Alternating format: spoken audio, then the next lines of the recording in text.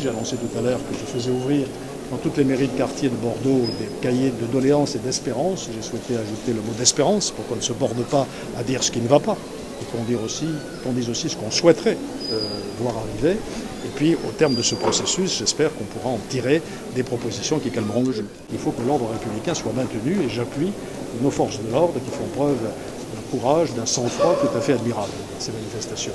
Mais en même temps, je vous rappelle que le gouvernement n'a pas fermer la porte, au contraire, à la concertation. Il faut aller sur les deux voies en même temps, l'ordre public et en même temps l'écoute, la compréhension, l'expression aussi libre que possible.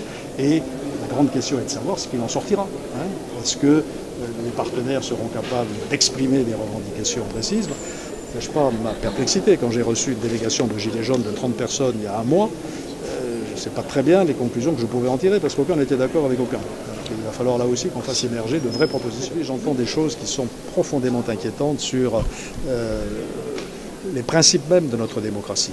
Quand j'entends dire que la séparation des pouvoirs, l'équilibre des pouvoirs, les contre-pouvoirs, tout ça, c'est du pipeau et qu'il faut passer maintenant à la souveraineté populaire, ça me rappelle des choses un peu terrifiantes en termes historiques.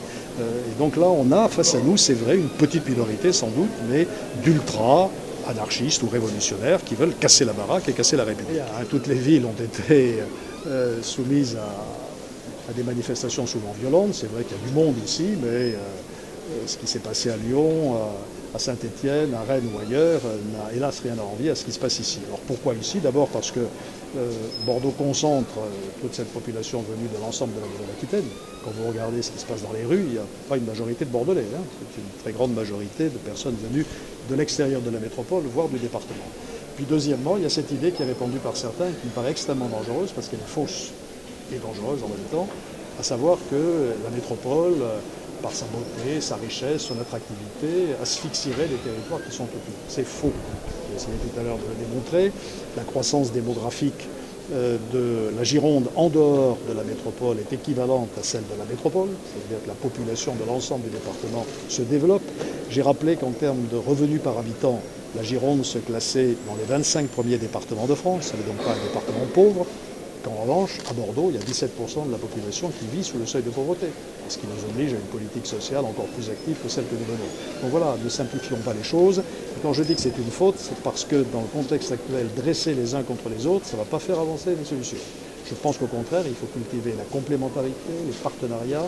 J'ai fait ça avec Libourne, j'ai fait ça avec Marmande, j'ai fait ça avec Angoulême, on le fait avec Saintes, on va le faire avec La Rochelle ou avec le Bazadais, et je suis prêt, avec le président du conseil départemental, c'est ma responsabilité en dehors de la métropole, et avec le président du conseil régional, à réfléchir à la manière de renforcer encore ces partenariats. Ce que je crains par-dessus tout, c'est que les élections européennes éludent le débat européen et que ça se transforme en pour ou contre le gouvernement. Certains partis politiques ont déjà annoncé la couleur.